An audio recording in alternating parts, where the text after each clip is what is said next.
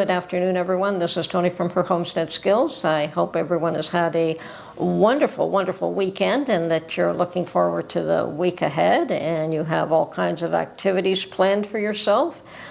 Keep busy. I do my best to keep busy. I struggle these days to keep busy just because I don't have an awful lot to do. I prefer to have too much to do and not enough, and I like the exercise that I get from doing something, from activities. I absolutely despise exercising for the sake of exercising. I would like to know that I have achieved something for the energy expended. So that's me. Some people love exercise and it makes them feel good and it makes them feel better just to get out and, you know, get that energy flowing. I don't mind long walks. I enjoy that, but walks are also good for you. It's not, I don't view that in the same category. Anyway, apparently it has been a fairly busy weekend. We've had a truckers meet up at the southern border in Texas, and with that, a whole bunch of governors went out there and also supported Texas in their endeavors to stem the flow of illegal migration, which is a good thing. He's got half the country on his side. There is power in unity and in people working together, so they will certainly achieve a whole lot more with support. So, and it's good that the truckers are showing support, and it's good that the governors are showing support. Now, they all recognize the issues and the dilemmas that have been created from the wide open borders. Unfortunately, those that have allowed that to happen have their own agendas and their own reasons for doing it. And I can only assume what those reasons are. I mean, I have a few ideas, and you can bat about a few ideas, and they probably are all fairly legitimate. But everyone is going to have to answer for their own actions sooner or later. And at this point, it appears to be that it might be a little bit late, but a lot of people have decided that some actions were not warranted, and they are standing up against it. So it's all good. It's all good. Now in Europe, we also have huge protests going on throughout Europe, and we're hearing nothing about what's going on. Apparently, there has been a farmers' protest against Brussels, against the EU, and a lot of European countries have participating. We have Italy, France, Germany. I think it's really big in Germany right now. The Netherlands, Belgium. Yeah, it's been quite the ride there, and yet it's so quiet. We hear nothing. I think they're afraid to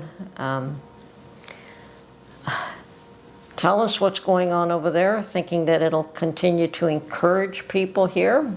And perhaps it would, perhaps it wouldn't.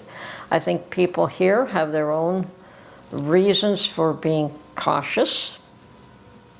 And certainly January 6th is a valid reason for people to be cautious.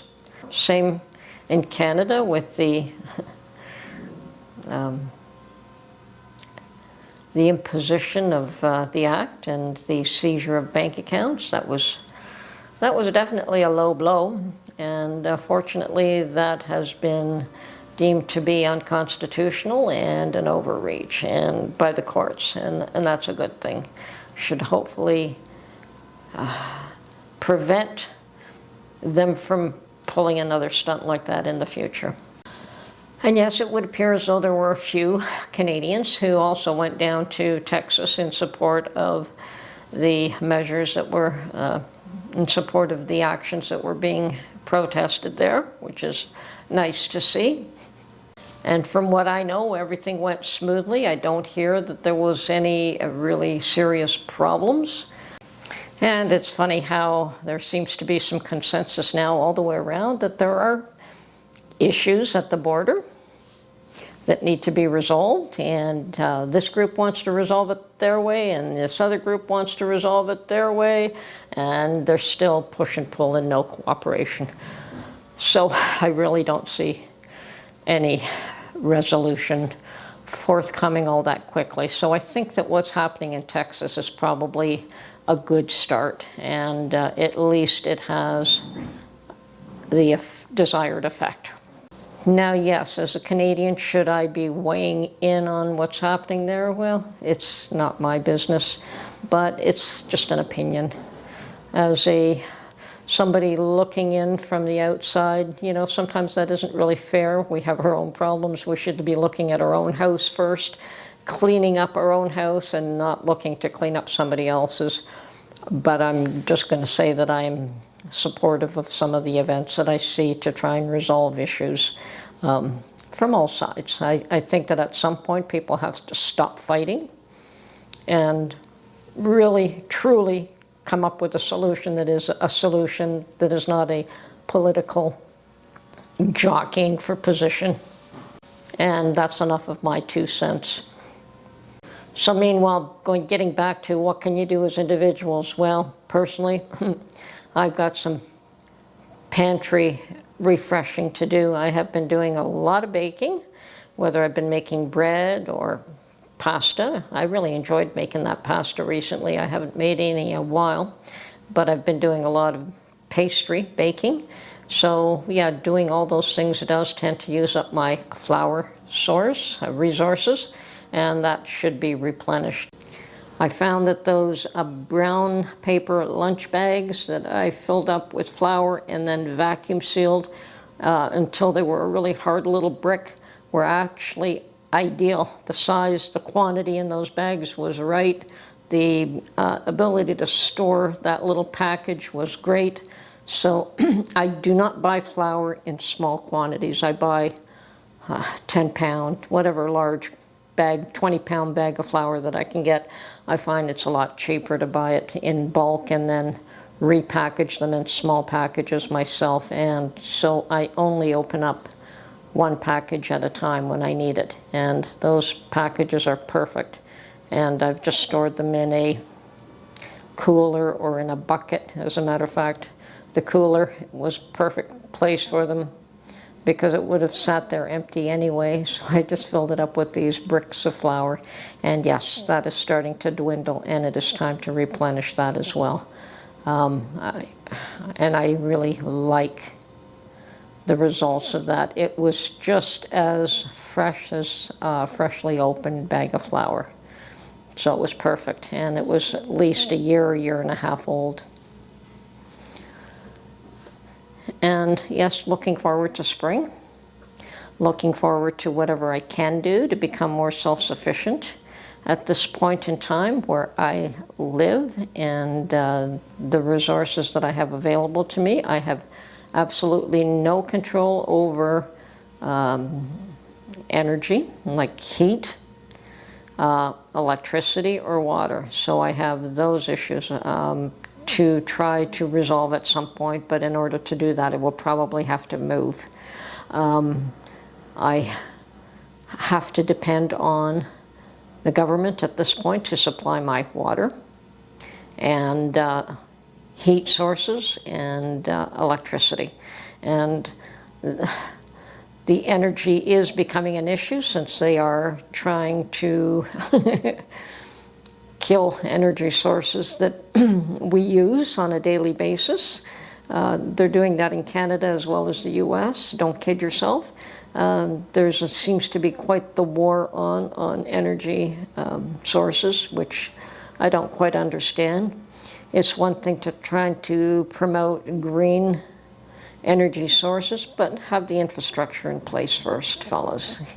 If you want people to accept it, have the infrastructure in place, or at least somewhat in place. So until I can move and be able to focus on those things, I focus on the things that I can, which is to store food, learn skills, use the skills that I have. Yes, I know how to sew, and I'm probably a little bit beyond basic. I don't think I could ever sew a coat. I think I could if I had to, but I don't have to. Dresses, skirts, pants, no issue. I could make all of those things, and I have made quilts. I can do them by hand as well as by machine, and I prefer the machine. So yes, I know how to sew quite well and very confident in sewing. Spent many years sewing. What other skills? Oh yes, being frugal.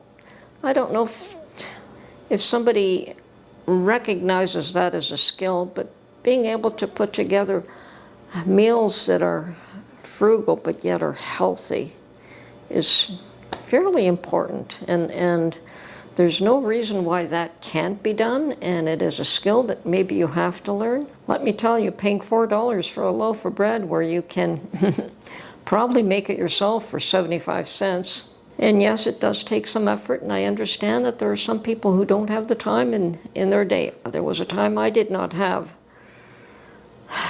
enough time to do the things I needed to do in a day. If I worked a 40-hour week, 50 hours maybe, even longer, had children to look after, had a house to look after, had a yard to look after, and I did all those, and I had all that energy and I had all that strength.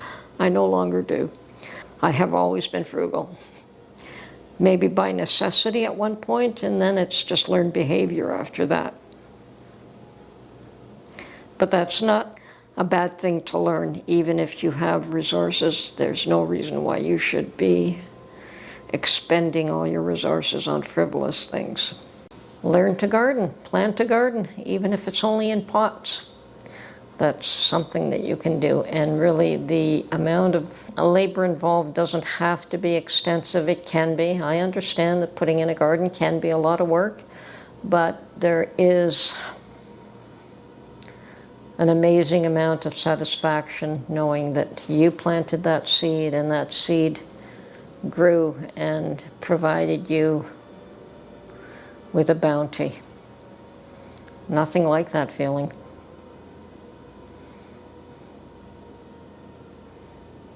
So, yes, plant a garden, learn to cook, learn to fix and repair things rather than replace and throwing them out. Use, reuse. I have been collecting cast iron probably for the last 2-3 years, and I've got one serious collection for more than what I need, and that's the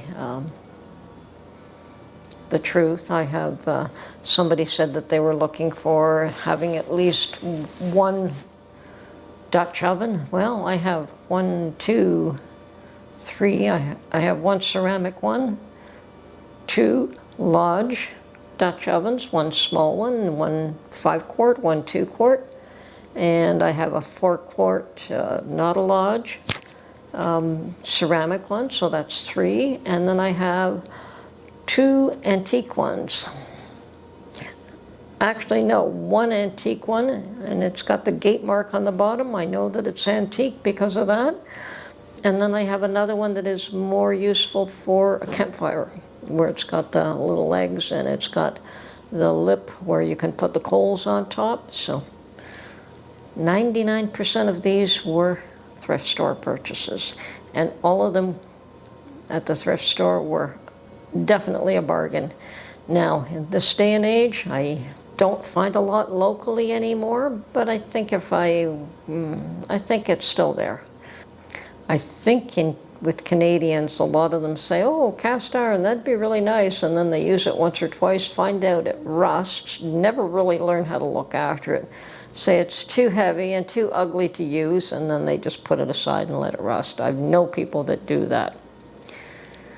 Somebody told me to, yeah, I've got cast iron, it's in my basement rusting. They don't care, and I think, oh.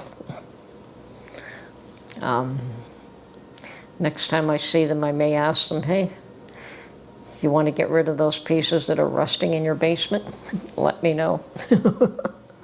But yeah, I have pieces that I need to clean, but I'm waiting till the weather changes because I want to try a new method of cleaning some of the old carbon off them that's built up, and that is to create a lye bath. So that is a means that works. Now what a lye bath is the lye just eats at all the carbon built up on it. It is the same ingredient that you find in oven cleaner sprays, in Drano that you use to clean your drain that is really clogged. That's lye.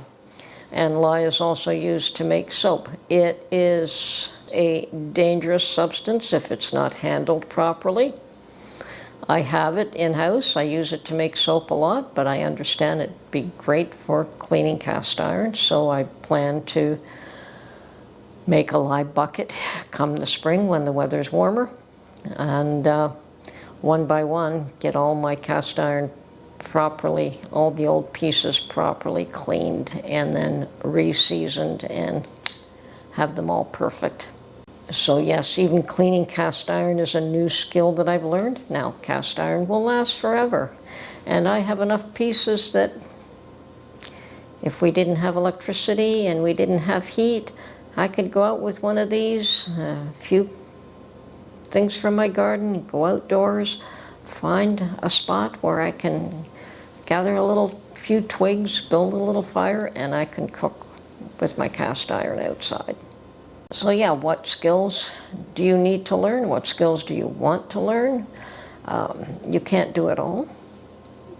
And the skills that you don't have, perhaps you can trade or you can barter with somebody else for the skills that they have. If you don't want to sew, maybe somebody enjoys sewing and will sew something for you, and you can give them something in return. Just like farmers, you can barter for their goods, either with money or with other services that you can provide them. These are all good things to learn, they're all good things to know, and they're all good to have resources locally that you can depend on, because we're all going to have to learn to depend on ourselves first and each other after that. So build communities of like-minded people that you can trust. Very important. Anyway, this is Tony from Her Homestead Skills. Hope I haven't bored you too much today.